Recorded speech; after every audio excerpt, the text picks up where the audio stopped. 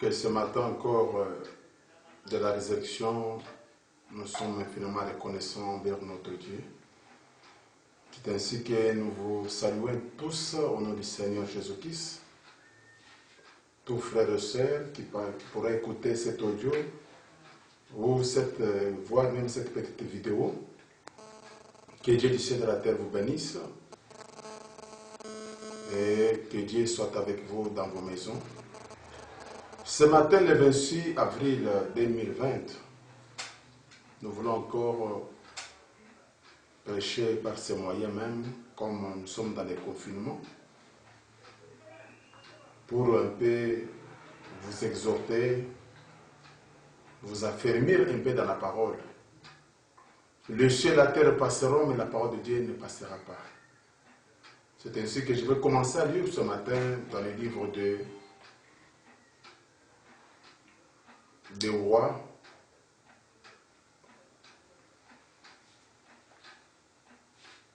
Le livre que je vais lire, c'est des rois chapitre 20, verset 15 jusqu'au verset 17. Des rois, pardon, j'ai dit des rois chapitre 20, verset 17. Verset 15 jusqu'au verset 17. Et puis, je vais lire dans Matthieu chapitre 8, verset 5 jusqu'au verset 10. Nous lisons au nom du Seigneur Jésus-Christ. Nous commençons dans 2 Chroniques 20, 15, 16 ou 17. Jacasia dit, soyez attentifs, tout Juda et habitants de Jérusalem, et toi, roi Josaphat, ainsi vous parle l'Éternel. Ne craignez point, ne vous effrayez point devant cette multitude nombreuse, car ça ne sera pas vous qui combattrez, ça ne sera pas vous qui combattrez, ça sera Dieu. Demain descendez contre eux, ils vont monter par la colline de Tis. Vous les trouverez à l'extrémité de la vallée, en face du désert de Jéril. Vous n'aurez point à combattre à cette affaire. Présentez-vous, tenez-vous là, et vous verrez la délivrance que l'Éternel vous accordera. Jérusalem, Juda, Jérusalem, ne craignez point, ne vous effrayez point. Demain, sautez à leur rencontre, et l'Éternel sera avec vous. Je lis dans Matthieu 8, verset 5, jusqu'au verset 10. Comme Jésus entrait dans le Capernaum, un centenier l'aborda et le pria en disant, « Seigneur, mon serviteur est couché à la maison, atteint de paralysie, et souffrant beaucoup. » Jésus dit, « J'irai et je le guérirai. » Le centenier répondit, « Seigneur, je ne suis pas digne que tu entres sous mon toit, mais dis seulement un mot, mon serviteur sera guéri. Car moi qui suis soumis à des supérieurs, j'ai des soldats sous mes ordres. Et j'ai dit à l'un, va et il va, à l'autre, viens et il vient. À mon serviteur, fais cela, il le fait. » Après avoir entendu, Jésus fit dans l'étonnement et dit à ceux qui le suivaient, « Je vous le dis en vérité, même en Israël, je n'ai jamais trouvé une telle grande foi. » Alors ce matin, mes frères et sœurs, partout où vous êtes, après que nous ayons terminé nos prières de 3 jours, pour que Dieu fasse grâce, garde notre pays, la RDC, garde notre ville de Lubumbashi, garde notre église, l'âge tabernacle. Nous voulons encore vous parler, vous exhorter avec ce petit message, tenez-vous tranquille. Tenez-vous tranquille, vous allez voir la délivrance éternelle. Là où vous êtes, tenez-vous tranquille. Vous allez voir la délivrance éternelle. Tenez-vous tranquille. Vous allez voir la délivrance de l'Éternel.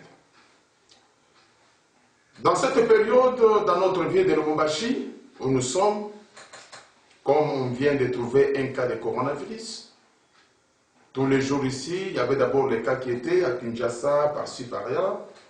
Mais dans notre vie de Lubumbashi, on n'avait pas un cas de coronavirus. Mais depuis hier, le 25 avril 2020, il y a un cas quand même qui est apparu de coronavirus. Il y a beaucoup de gens qui sont dans l'agitation. Beaucoup de gens, des croyants se posent des questions, qu'est-ce que nous allons faire maintenant pendant que ce cas est arrivé? Mais mon petit message vous dit, tenez-vous tranquille. Tenez-vous tranquille, vous allez voir la délivrance de votre Dieu. Dans cette affaire, ce n'est pas vous qui combattrez, seul Dieu seul combattra pour vous. Ça, ce n'est pas la première maladie qui est apparue sur la terre, mes frères et sœurs. Nous avons déjà prié, nous avons l'assurance dans notre cœur que nos prières ont été déjà exaucées devant Dieu. Nous attendons que Dieu matérialise nos prières. Mais vous ne soyez pas paniqués. Ne craignez point. Dieu avait parlé aux enfants d'Israël, soyez attentifs, tout Juda et habitants de Jérusalem, toi et toi aussi, au roi Josaphat. Ainsi vous parle l'Éternel. Ne craignez point, ne vous effrayez point devant cette multitude nombreuse. Ça ne sera pas vous qui combattrez, ça sera Dieu. Il dit, vous n'aurez point à combattre dans cette affaire. Présentez-vous, tenez-vous là, et vous verrez la délivrance que l'Éternel vous accordera. Juda et Jérusalem, ne vous effrayez point, ne vous effrayez point. Demain, sautez à leur rencontre, l'Éternel sera avec vous. Or, dans cette affaire, mes frères et sœurs, comme on vient de nous parler, la Bible elle-même nous rassure que vous n'aurez pas à combattre dans cette affaire.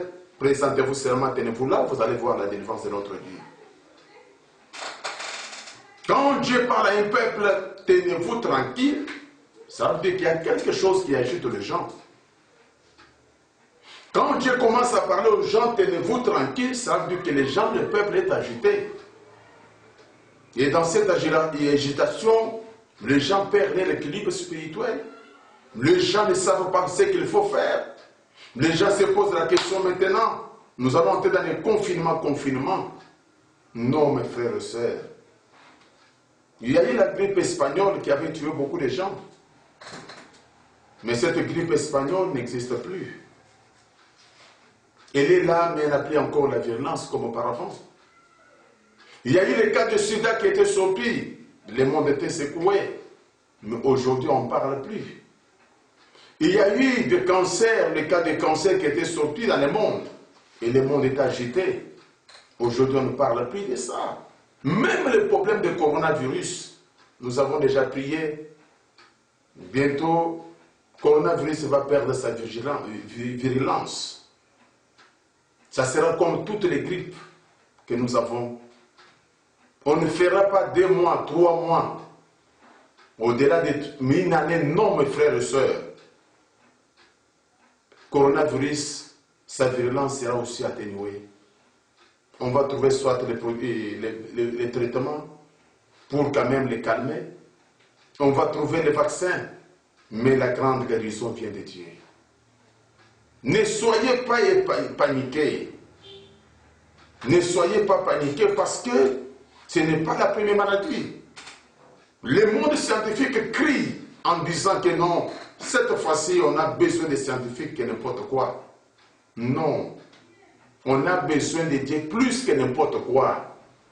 Parce que nous avons jusqu'à aujourd'hui des maladies que la science n'a jamais trouvé les remèdes. Il n'y a que des calmants. Nous avons l'épilepsie. L'épilepsie n'a jamais trouvé un remède. Nous avons les cancers n'ont jamais trouvé les remèdes. Nous avons des maladies qu'on avait dit, variole, on avait donné des vaccins, mais à un moment donné, on voit la variole est tournée. Nous avons la rougeole, que l'OMS donne beaucoup d'argent, mais aujourd'hui, parfois, la rougeole sort encore, ça tue les enfants. Le problème est que c'est l'Éternel qui nous guérit de toutes nos maladies. Ne soyez pas paniqués. Quand vous êtes paniqués, vous ne connaissez pas qui vous croyez. C'est ainsi que notre prophète Branham nous dit dans ses messages, tenez-vous là et vous allez voir la délivrance éternelle. Dans son paragraphe 9, il dit ceci, prêché le 29 juin 57. C'était donc à ces jours-là, cette ère d'agitation que Dieu a parlé. Il a parlé par un petit prophète qui se tenait là-bas, tout près, qui a dit, tenez-vous là, et voyez la délivrance de Dieu. Vous n'aurez point à combattre dans cette affaire. Mais tant qu'ils étaient ensemble, prier, c'était l'affaire de Dieu. Je pense que c'est le cas ce soir ou de cet après-midi, à cette grande heure où les membres des grandes églises se querellent, se disputent, où les barrières dénominationnelles nous séparent et nous débattons ci et là. Il est temps de nous tenir tranquilles. C'est l'affaire de Dieu, ce n'est pas notre affaire. Pour commencer, Dieu veut que nous nous tenions tranquilles. Et quand Dieu est sur le point de faire quoi que ce soit, généralement, il ordonne à son peuple de se tenir tranquille. Quand Dieu est prêt à faire quelque chose à son peuple, il ordonne à son peuple de se tenir tranquille. Croyez que le coronavirus va perdre sa virulence, ne sera pas comme avant. Ça sera comme une histoire qui va rester. Quand Dieu veut faire quelque chose, quand nous vous parlons, Dieu est en train de faire déjà des choses. Parce que nos prières, quand vous êtes à la prière, donnez à Dieu confiance que Dieu seul va combattre dans cette affaire. Même ici à Lubumbashi, comme il y a l'agitation de gauche à droite, maintenant il faut faire ça. Oui, c'est vrai. Mais peuple de Dieu, ne soyez pas agités. Vous allez voir la délivrance que l'Éternel va vous accorder. Il fallait parfois que certains cas arrivent comme ça, pour que vous disiez que non, les cas étaient arrivés aussi chez nous à Lubumbashi, mais nous avons vu la main de l'Éternel. Nous avons vu Dieu faire les choses. Ne soyez pas paniqués. Dieu peut envoyer certaines choses, mais Dieu, il a encore la guérison. Notre prophète Branham dit dans le message, les enfants dans les 2 heures, prêchez le 23 novembre 47, paragraphe 37. Et remarquez bien, quand ils ont subi les jugements, ils sont tous rentrés. La maladie aussi frappe dans les camps et des serpents venimeux sont apparus. Et Dieu a fait descendre les dons de guérison pour les enfants d'Israël. Un serpent d'airain. Peut-être qu'il n'avait pas pu trouver un homme en qui il pouvait placer confiance pour mettre cela. Alors Dieu l'a placé sur un serpent, un morceau d'airain et une pêche. Et c'est la même chose, seulement sous une autre forme. Après que malheur a frappé, cela a éclaté en morceaux des centaines de différentes églises, organisations de dénominations. Vous vous disputez les uns les autres. Et la maladie, il y a des maladies dans le pays aujourd'hui, plus qu'on n'a jamais connu auparavant. Les grands fléaux du cancer balayent les nations. les chrétiens en meurent aussi par milliers. De peur qu'à l'heure même, l'ange de Dieu est descendu. Il a même identifié les cancers. À ce moment-là, il y avait aussi une maladie qui avait frappé la nation. C'était un fléau, Frère Branham l'appelle un fléau. Les cancers qui avaient secoué le pays. Que les médecins ne parvenaient pas à trouver des remèdes, des solutions. Même entre les chrétiens, même aujourd'hui, il y a aussi les chrétiens qui amènent les cancers. Cela ne veut pas dire que Dieu ne peut pas, Dieu n'est pas Dieu. Les chrétiens peuvent mourir de cancer, mais Dieu va rester Dieu. Dans les enfants, dans les camps des enfants d'Israël, il y avait des serpents brillants qui piquaient les gens. Les gens pleuraient. Mais Dieu avait fait descendre les dons de guérison sur un serpent d'airain, perché. Il avait seulement besoin de regarder. Et quand on pouvait regarder là-bas, les gens trouvaient la guérison. C'est la même chose aujourd'hui. Il y a des dons de guérison que Dieu a déversés dans son église. Ces dons de guérison, c'est pour toutes les maladies, parce que nous avons des gens qui ont pris, qui ont des cancers, Dieu les guérit. On a des gens qui ont le sida, on prie, mais Dieu les guérit. Pour dire que Dieu, il reste encore Dieu dans cet âge, il a fait descendre les dons de guérison dans un prophète du nom de William Branham. Il a même identifié, il a dit, même les cancers ne resteront jamais à ta prière. Tenez-vous tranquille. Là où vous êtes, tenez-vous tranquille. N'ayez pas peur. Tenez-vous tranquille. Faites confiance à des prières, parce que dans cette affaire, ce n'est pas toi qui combattras.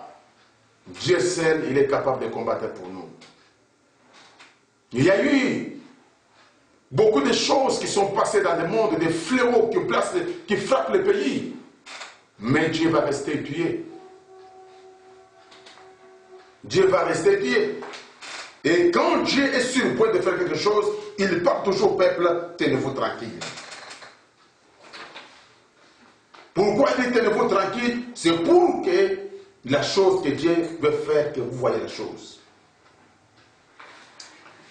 Notre prophète, dans le message toujours, tenez-vous là, et voyez la délivrance de l'Éternel. Dans son paragraphe 34, prêché le 29 juin 57. Oh, il y a dans cette vieille évangile béni quelque chose qui nous recule simplement jusqu'à l'intérieur. Ça me recule aussi. Cela me fait que je me sens une personne différente. Eh bien, chers amis, je soutiens que Christ est le même hier, aujourd'hui, éternellement. Pourquoi allons-nous d'un endroit à l'autre? Courons vers ceci et cela. Alors que vous n'avez pas à faire, tenez-vous simplement tranquille. Observez les saluts de votre Dieu. Si Christ n'est pas ressuscité d'entre les morts, nous n'avons pas le salut. Si Christ n'est pas le même hier, aujourd'hui, tellement, nous n'avons pas le salut. Mais s'il est le même hier, aujourd'hui, tellement, nous avons le salut. Et sur base de sa promesse, c'est là que nous nous tenons. Mes frères et sœurs, si Christ est le même hier, aujourd'hui, tellement, même au moment de ce confinement, Dieu peut vous sauver là où vous êtes. Dieu peut vous aider là où vous êtes. Des grandes maladies ont battu le monde. Aujourd'hui, les gens ont regardé les grandes puissances. On regardait les États-Unis d'Amérique, on regardait l'Amérique, on regardait la France. Les grandes nations dans le monde. Non, il n'y a pas de solution dans les grandes nations. La solution vient de Dieu. Aujourd'hui, un petit pays comme Madagascar, où il y a eu 121 cas de coronavirus, aucun décès jusque-là. Ils ont même trouvé un produit. Quoique l'homme se refuse. Mais Dieu, quand il veut faire les choses, il ne garde pas les nations puissantes. Dieu peut regarder les nations simples. Même quand Dieu avait envoyé Samuel pour oindre les enfants d'Esaïe, Esaïe avait fait sortir les grands enfants violents, vraiment qui avaient une bonne corpulence. Mais Dieu n'était pas dans toutes ces choses. Dieu avait vu seulement David, un homme qui pesait 55 kilos, qui n'avait pas la valeur pour affronter Goliath. Ce n'est pas la grande puissance. L'homme peut dire, bon, est-ce qu'en Afrique il peut y avoir un produit? Il n'y en a pas. Mais les Africains là, que Bill Gates disait avec sa femme qu'il y aura vraiment des décès, des millions de personnes. Mais ils sont en train de vivre le contraire. Mes frères et sœurs, la prière change les choses. Aux États-Unis d'Amérique, il y a maintenant 50 000 personnes qui sont mortes. La nation la plus puissante du monde, qui peut utiliser même la bombe atomique, qui a toutes les bombes, mais aujourd'hui on ne peut pas utiliser la bombe contre le coronavirus, qu'il y a les missiles à longue portée, mais que les missiles qu'on peut utiliser contre le coronavirus. Mais nous vous disons qu'il y a un Dieu vivant. Il y a un Dieu vivant. Un petit pays comme Madagascar, 121 cas de coronavirus, mais il n'y a personne qui est mort. Avec les produits, ils donnent aux gens, les gens sont guéris. Et ils veulent libéraliser les gens, les enfants pour les tourner à l'école. Pendant qu'aux États-Unis d'Amérique, on n'a pas encore trouvé solution. La solution ne vient pas d'une nation puissante. La solution vient de Dieu. Remarquez, on dit qu'en Afrique, il n'y a pas beaucoup des appareils pour tester. Ils se disent, mais les morts là sont où? En Afrique du Sud, il y a 4000 personnes qui sont atteintes de coronavirus. 4000 personnes atteintes de coronavirus. Mais il y a à peu près 50 quelques personnes qui sont mortes. Il y a quelque chose, il y a un mystère que les gens ne peuvent pas voir. Il y a un mystère qui se passe dans ce monde à cette minute, mais beaucoup de gens ne savent pas. Dieu est en train de prouver qu'il est capable de tout faire. Il y a un mystère, mais que les gens ne comprennent pas. Dieu peut permettre qu'un malheur vienne, mais pour que lui-même se montre qu'il est Dieu. Notre prophète Branham dit dans le Messias, question-réponse, prêché le 3 janvier 54 soir. Dans ce paragraphe 184, il dit, je dis jamais, Dieu ne détruit pas ses enfants. Mais vous, de qui êtes-vous enfant? Dieu ne détruit pas ses enfants. Il fait de son mieux pour le faire entrer. Mais c'est le diable qui sera lâché, qui détruira ses enfants à lui. Ainsi, Dieu donne simplement la permission à Satan. Dieu peut permettre à Satan de laisser le coronavirus pour qu'il se glorifie. Écoutez, qui a permis que les malheurs surviennent et que Satan aille ravager les serviteurs de Dieu, les plus parfaits avant Jésus-Christ, ses enfants et tous ses biens, Job. Dieu a lâché là-bas un esprit méchant pour tuer tous ses enfants de Job et tout, juste pour tester son serviteur. Est-ce vrai? Certainement. Oui. Je pourrais rester une heure. Il n'y a qu'à vous démontrer les choses, mon frère, ma soeur. C'est vrai, qui que vous soyez. Ne faites pas confusion sur cet esprit de Dieu. Les guerres sont le jugement de Dieu sur les nations. Les destructions sont envoyées par Dieu. C'est ce que dit la Bible. Dieu, c'est un Dieu d'amour, mais c'est un Dieu aussi de colère. Et vous n'allez pas vous tenir devant au Dieu d'amour, Dieu d'amour. C'est la même chose qu'il fait à l'église aujourd'hui. Un père plein d'amour, bien sûr, qui n'en fera pas si c'est cela. Si vous le voulez, vous ferez mieux de faire tout aussi bien que d'aller de l'avant, de faire la chose, étant donné que Dieu, c'est un Dieu d'amour en vous pour commencer. Dieu, c'est un Dieu d'amour, mais c'est un Dieu aussi de colère.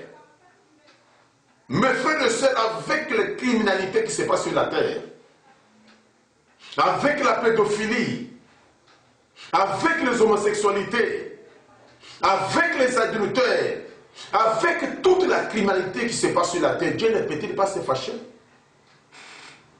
Jusqu'à présent, il y a même des croyants dans ces moments de confinement, comme il n'y a pas des églises, mais qui vivent encore plus bas, au lieu de retourner à Dieu, ils vivent encore plus bas. Ils ne voient pas que ce sont les jugements de Dieu, mais ils profitent à cette occasion pour commettre n'importe quelle bêtise, faire n'importe quoi, dire il n'y a pas de pasteur, c'est le temps que nous mettons. Il y a un jugement.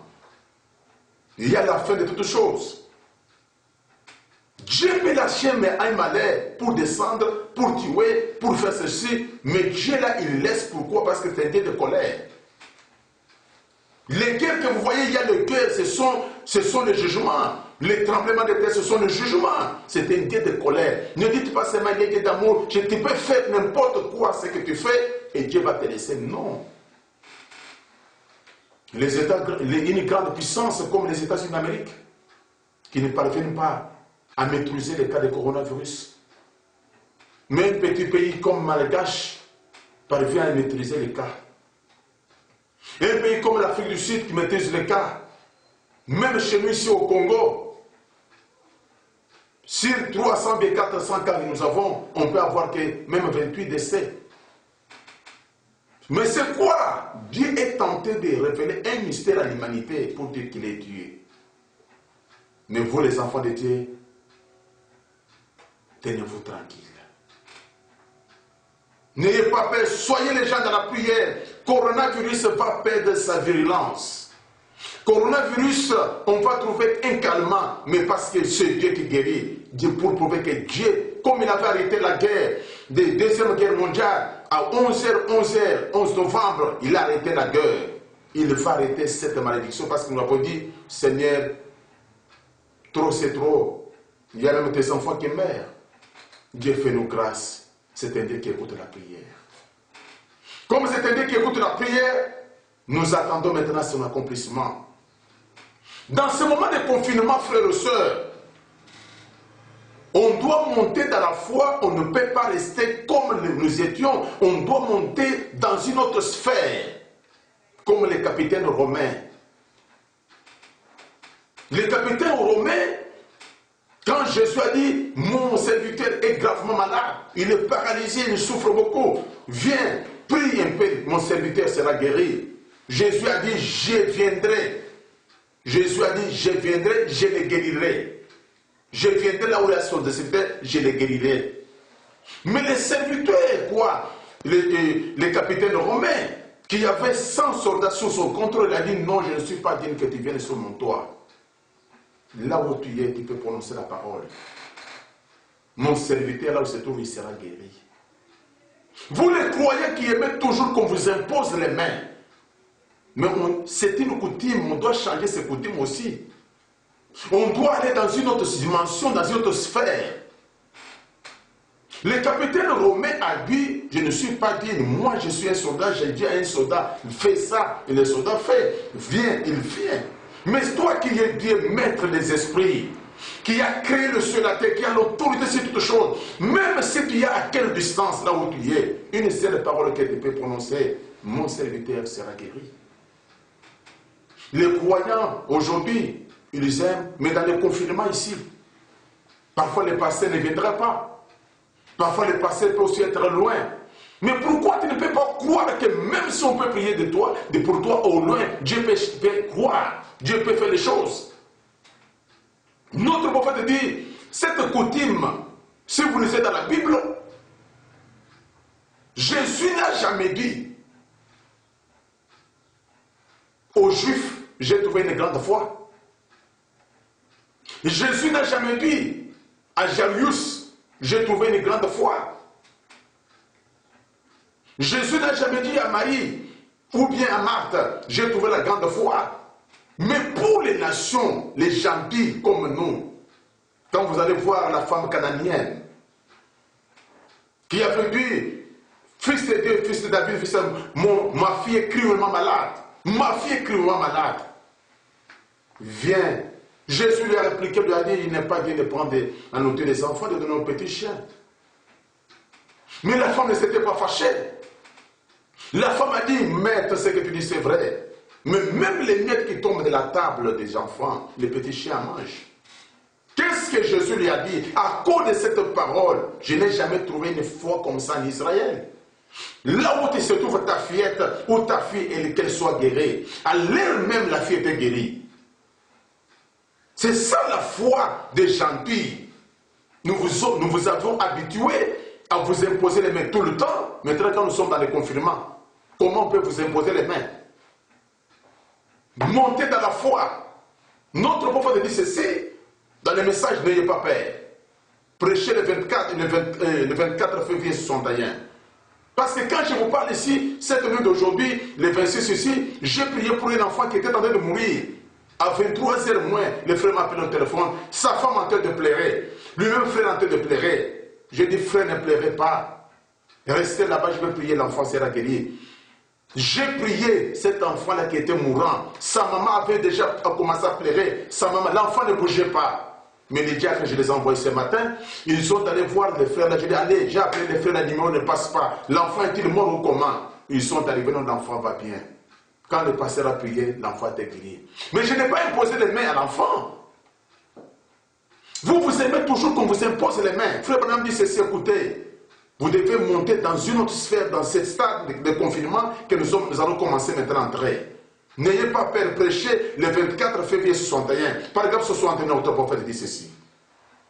C'est la raison pour laquelle je ne prends pas beaucoup de temps. On a enseigné au peuple américain l'ancienne coutume juive d'imposition des mains. C'est ce qui est bien, mais ce n'est pas la façon de faire pour les gentils. Ce n'est pas la façon de faire pour les gentils. Jarius a dit, viens imposer les mains à ma fille, elle vivra, un juif. Mais le Romain a dit, je ne suis pas digne que tu viennes sous mon toit. Prononce seulement la parole. Voyez-vous. Il a dit, je suis un homme soumis au supérieur. J'ai dit à cet homme, viens, il vient. À tel, va, il va. Il savait tout ce qui était sous ce temps. C'était un centenier, un centenier. Ça signifie qu'il avait 100. Il était chef de 100 hommes.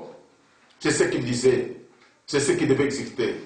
Qu'est-ce qu'il a reconnu en Jésus-Christ? Que toutes les maladies et les afflictions lui ont soumises. Qu'elles étaient sous son contrôle. Prononce seulement la parole. Amen. Vous y êtes. Il n'est pas nécessaire d'avoir l'imposition des mains. Qu'est-ce que Jésus a dit? Il s'est retourné à dire, je n'ai jamais trouvé pareil en Israël. Je n'ai jamais trouvé pareil en Israël. Eh bien, c'est le genre de foi que nous avons besoin ici à Californie. C'est le genre de foi, prononcer la parole. Nous pouvons dire ici à Lubumbashi, c'est le genre de la foi que nous devons avoir ici à Lubumbashi. C'est le genre de foi, prononcer la parole. C'est tout ce qu'il faut, pas seulement quelqu'un dise, eh bien, gloire à Dieu, frère tel m'a imposé les mains. J'ai senti quelque chose qui m'a parcouru. Il se peut que vous sentiez ses mains sur vous, mais vous n'avez rien senti. Voyez-vous, Jésus n'a jamais dit, avez-vous senti cela? Il a dit, avez-vous cru cela? C'est ça. Si vous croyez. C'est ça le problème, frères et sœurs. La foi des gentils, c'est croire, même si vous ne voyez pas. La foi des gentils, c'est prononcer la parole. La foi des gentils, c'est prononcer la parole, même au loin, même dans ces moments, tu ne peux pas toujours appeler Pasteur Kouyakounumba, Pasteur viens ici, mais dis seulement que Pasteur, tu peux prononcer la parole là où tu es. J'ai prié pour une sœur qui était en Afrique du Sud qui avait le sida, mais Dieu l'avait guéri, on ne l'avait pas imposé les mains.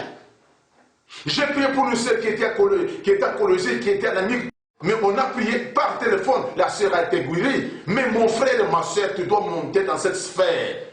Donnez confiance à Dieu, vous tenir tranquille que Dieu, même si ce que nous prononçons, même nos prières ici, il y a une solution qui est en train de venir. Tenez-vous tranquille. On doit monter. Pourquoi Frère Branham dit qu'il a utilisé première poule, deuxième poule, troisième poule? Le capitaine romain, il a reconnu que Dieu, Jésus-Christ, était un Dieu qui était au-dessus de tous les esprits. S'il faut toujours qu'on te pose, quand le passé m'a imposé les mains et je me suis senti bien. Non, tu dois encore avoir la foi que quand le passé a prié de loin, j'ai créé et j'ai vu la chose. Notre Dieu dans ce moment, il va s'élever.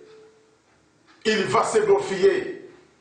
Notre prophète Branham dit, quand je suis parti en Amérique prêcher la parole, mon ministère n'a pas eu beaucoup de succès parce que c'était, on leur avait enseigné la coutume juive d'imposition des mains. Mais quand je suis parti en Afrique, je n'ai pas même pas imposé les mains, j'ai fait une seule prière. Tous les gens qui étaient même à 500 mètres, les gens là étaient guéris. Mon frère, ma soeur, tiens-toi tranquille à cette période. Tiens-toi tranquille à cette période. Si tu as un problème, tu peux prononcer une parole à Dieu et Dieu peut montrer qu'il est Dieu. Cet homme ici, qui a réprimandé les Juifs, les hommes paient de foi, mais les gentils. Jésus a dit à Thomas, Thomas, tu as cru parce que tu as palpé. Mais heureux ceux qui vont me croire sans m'avoir vu. Les gens qui vont croire sans avoir vu, ce sont les gens qui vont voir. Vous allez voir les miracles de Dieu au moment de ce coronavirus. Vous allez voir les anges vous visiter dans vos maisons au moment du coronavirus. Mais soyez quelqu'un qui est confié en Dieu. Ne soyez pas quelqu'un à gauche, à droite. L'ange l'Éternel, il sera dans vos maisons. L'ange l'Éternel, il sera avec vous. Et je vous dis, le coronavirus va perdre sa virulence. On va rester comme était d'autres grippes. Quelqu'un peut être contaminé, mais on lui donne un calmant sa part. Le coronavirus ne va plus détruire la parole. Le coronavirus ne va plus ravager le monde. Le coronavirus ne va plus changer ce monde. Ça vient, cette influence, ça va passer. Ça peut prendre d'autres personnes, mais Dieu va rester Dieu. Fais confiance à Dieu à ce moment. Tu vas voir la main de l'Éternel dans ta maison. Sois toujours attentif à écouter la parole. Quand tu écoutes ça, même avec les enfants pour écouter, tu vas voir la main de l'Éternel. Dans cette affaire, dans ce problème de coronavirus, dans cette affaire qui trouble le monde, dans cette affaire où il y a l'agitation, ne vous inquiétez pas. Ce n'est pas vous qui combattrez. Ce n'est pas moi qui combattrai. Mais ne vous effrayez pas. Dans cette affaire, Dieu combattra pour vous. S'il arrive que vous voulez combattre par vos propres efforts, vous allez échouer. Les masques, on va porter les masques jusqu'à quand? On doit rester dans le confinement jusqu'à quand? Le confinement va prendre fin. Les masques ici, on va les faire tomber. Mais Dieu va rester Dieu. Si vous combattez, Dieu ne peut pas combattre. Tenez-vous tranquille, laissez Dieu combattre. Il fera que la chose se produise. Amen. Il plongera chaque critique et tout dans la honte. Croyez-vous en lui, frère? Soyez affermis dans la foi. Il va prouver, il est en train de prouver aux Américains, aux Français, aux Britanniques, à tout le pays du monde qu'il y a un Dieu. Oui, Jésus, quand vous priez, là où vous êtes, dites Seigneur Jésus, pendant qu'on voulait te tuer par Hérode, tu es venu te cacher en Afrique. Seigneur Jésus, la croix qui t'avait transporté, il y a eu un noir, Simon de Cyrène, qui t'avait été. Seigneur, même Jacob, quand il y a eu la famille, il est venu se cacher en Afrique. Même l'autre est venu se cacher en Afrique. Seigneur, souviens-toi même de cela. Souviens-toi de l'ange du Seigneur, c'est le moment que l'ange du Seigneur devient réel. Seigneur, souviens-toi des promesses que tu as faites à ton serviteur. Si tu amènes les gens te croire, et si tu es sincère dans ta prière, rien ne te résistera. Cette phrase reste éternelle. Que le coronavirus vienne ou pas, qu'il y ait n'importe quelle maladie, mais cette phrase reste réelle. Mon frère, ma soeur, tenez-vous tranquille. Dieu va se glorifier à cette période. Que Dieu vous garde, que Dieu vous protège. Que l'esprit de coronavirus vous passe au-dessus. Que l'ange éternel entre dans vos maisons. Là où vous êtes, craignez Dieu. Si vous n'êtes pas en ordre avec votre femme, mettez-vous en ordre. Si vous n'êtes pas en ordre avec vos enfants, mettez-vous en ordre. Confiez-vous à Dieu. Dieu va se glorifier dans votre maison. Je prie